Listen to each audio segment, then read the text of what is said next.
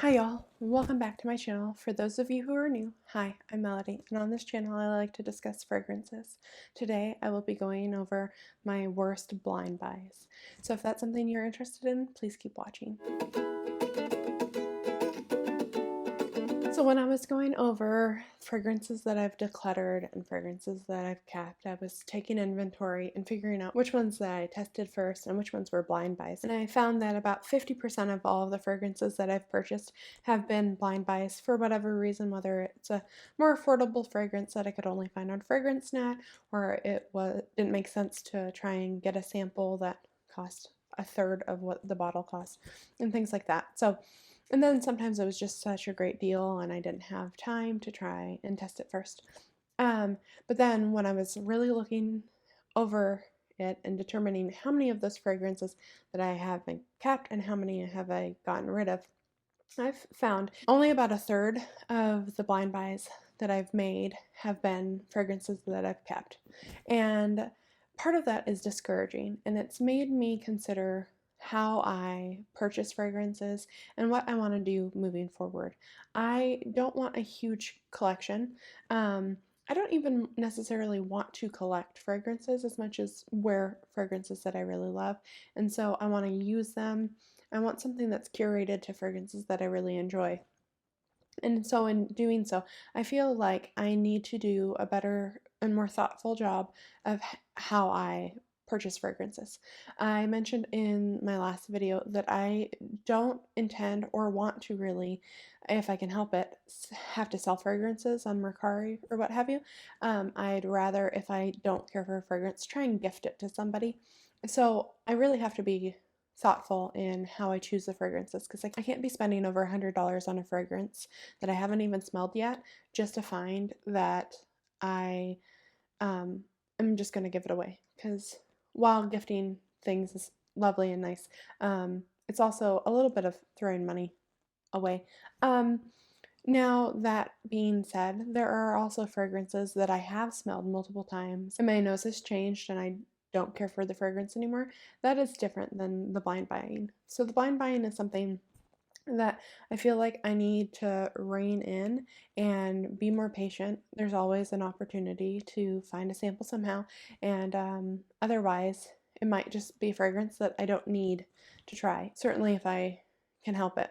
Now, occasionally I've seen fragrances that are really cheap, $20 to $30 fragrances that there aren't samples for, that like pique my interest, and I might go ahead and blind buy those. But I don't want to be going out of my way just blind buying a bunch of fragrances. I did quite a bit of that at the beginning, and I only kept about a third of them. So I'll go over some of the fragrances that I really think were blind buy disasters, just complete fails that did not work for me. There are blind buys that have worked for me and that I love and I'll continue to purchase. And then there are blind buys that I don't consider complete fails. They're ones that either I had an anticipation that maybe they would or wouldn't work, so I came into it thinking that it was up in the air, or alternatively, I have a use for them or I have given them away to someone who really loved it. And in those cases, I don't know that it's a fail as much. However, there are a few fragrances that I was either really disappointed in or really discouraged by, and those are the fragrances I want to go over. The first two are Guerlain's La Petite Robe Noire and Black Perfecto. Those are fragrances that had this cherry note in them, licorice, these notes in them that I was really actually excited for. And when I first wore them, I was taken aback. It wasn't what I was anticipating it to be. So to me, that was what made it a fail. I expected something out of these fragrances that they just weren't. And I tried to make myself like them, and I just didn't. So they were fragrances that I have decluttered and I gave away to a neighbor. And I hope that they're enjoying it. But I consider those a fail because I had an expectation of what the fragrance would be, and they didn't meet that expectation. Now, they were both more affordable fragrances, so I'm not too discouraged by how much I spent on them, and I do enjoy gifting them. So those ones were a bit of a fail for me. Another much larger fail to me is the Kayali Vanilla 28. It had been out of stock for so long. When I saw that it was in stock, I immediately wanted to race out and get it because I was afraid it was gonna be sold out again. And I and the little bottle was already sold out. So I was like, I will just get the bigger bottle. And I'll love it. It's a vanilla. Of course, I'll love it. And if I don't, well, then I'll probably be able to sell it for about what it's worth. That it's such a beloved fragrance. Well, it didn't work for me. It smells nice. However, I can't spray more than 2 sprays without coughing. So I had to get rid of it. But even when I was looking into selling the fragrance, it's going for a lot less than I had anticipated. So to me, that's also a fail. I'd rather gift it to someone who's really into fragrance who would appreciate that fragrance. So that's what I'll be doing with that one. I still have it, but I'm waiting for the time to give it to one of my neighbors who actually really enjoys fragrance and would really appreciate that one. The next one for me that's been a bit of a fail was Jean Paul Gaultier's Scandal by Night. I wanted one of the Scandals, but the first one I was apprehensive about because everyone just said it's just a total honey bomb, and I tend to not really like honey fragrances. So I was interested in Scandal by Night because of the cherry. I really love the note of cherry when it's done right, and I felt with the richness of the honey, it would be maybe a darker cherry. I couldn't imagine it being like a really tart cherry. But I found that fragrance just still to be too cloying for me. On the same line is So Scandal. That fragrance I haven't decluttered yet, but it is on my chopping block, and it smells really grapey to me.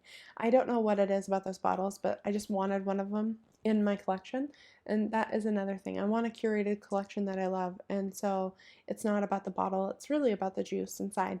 And so for me, having to come to terms with like maybe the Scandal range is just not for me.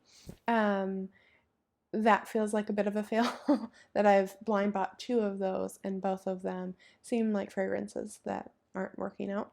That could maybe be said about the whole Jean Paul Gaultier line. I have 4 fragrances, and 2 of them are on the chopping block, and 2 of them I've decluttered. So I just think maybe that's a fragrance house that just does not work for me. And I think at this point I will no longer be trying to uh, purchase any. They're hard to get here in the States anyhow, for the most part. And it's almost impossible to get a sample here, so you really have to blind buy those. So I think I'm just not interested anymore. However, Classique Essence I'm enjoying, so we'll see if that one stays in my collection. So now we're to the biggest blind buy fail. You ready?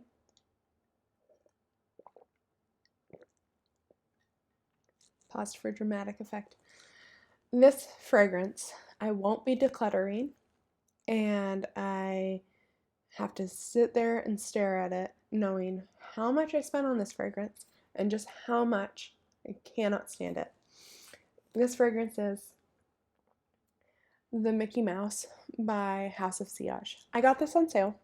I got it on like 50% off, so it was $200. It's my most expensive fragrance purchase that I've had. I mean, it's a beautiful, stunning bottle. I absolutely love it. My family was discussing a Disney trip, and they were discussing how they like want to go to the Star Wars land, and they're going to make the robots and the lightsabers. And I was like, well, I want a fragrance. And I thought if I got the Mickey Mouse fragrance and I could wear it on the trip. But then I smelled this. Y'all, I smell pickles. It smells like pickles to me. I don't know what is in it that makes me smell pickles. It's the same, with Thank You Next. I don't know if it's the coconut. I think a fresher coconut sometimes gets pickly to my nose. It could be something else, but I honestly think it's the coconut. This fragrance is beautiful. My daughter is a super huge mini Mickey fan. She likes the fragrance, but she's 6. So I can't just be giving this to her and putting it in her room. She'll break it. So I told her I will hold on to it, and when she's old enough and mature enough, I will give it to her. So to some degree, is it a fail? No, not really. However, for the price that I spent on this, I would love to be able to sell it, get my money back. But this is like a prized possession in my household now. Everybody loves it. My husband's like, don't sell it. He likes the bottle as well. He's like, your daughters would be so upset. So I get it. It's a beautiful bottle. I'd just love to get rid of this juice.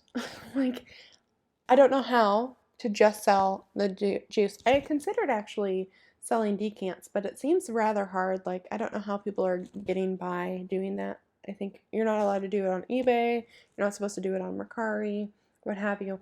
But I'd almost, I would love to keep the bottle and sell someone the juice. So if anybody is interested in just the juice in here and doesn't mind not having the bottle, I would love to sell big decants on here. If you're interested in that in any way, you guys could contact me or DM me on my Instagram, and I would more than happily sell you some decants of this fragrance.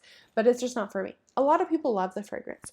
Unfortunately, to my nose, it just smells really pickly, and that is my biggest blind buy fail.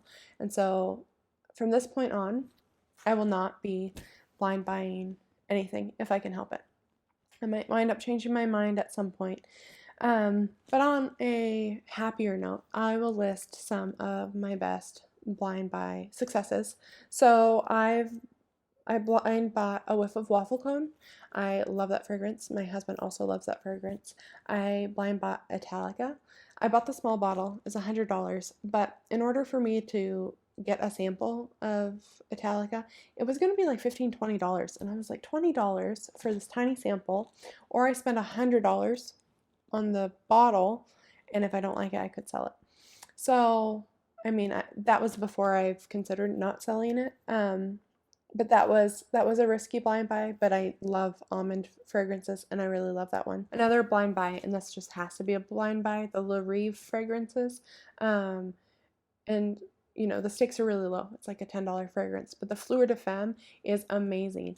I absolutely love that fragrance. I don't know if it's a dupe of Poison Girl EDP or EDT. Either way, I'm not interested. It has a cherry note in it that's amazing, and it's $10. Those Dior fragrances are super expensive, and I heard that they don't last. And the Fleur de Femme lasts at least 6 hours on me. So I think that is one of the best blind buys. Another really great blind buy for me was Pure Excess. I really love that fragrance. I don't wear it as much as I feel like I should. I do really enjoy that fragrance, and I'll definitely be repurchasing when the bottle runs out.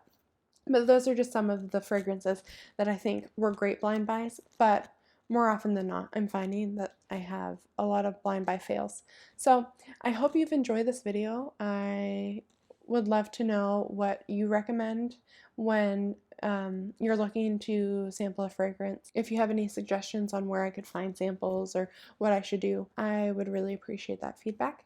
I hope you are enjoying my videos, and I would love it if you would subscribe. I hope you have a blessed day. Bye.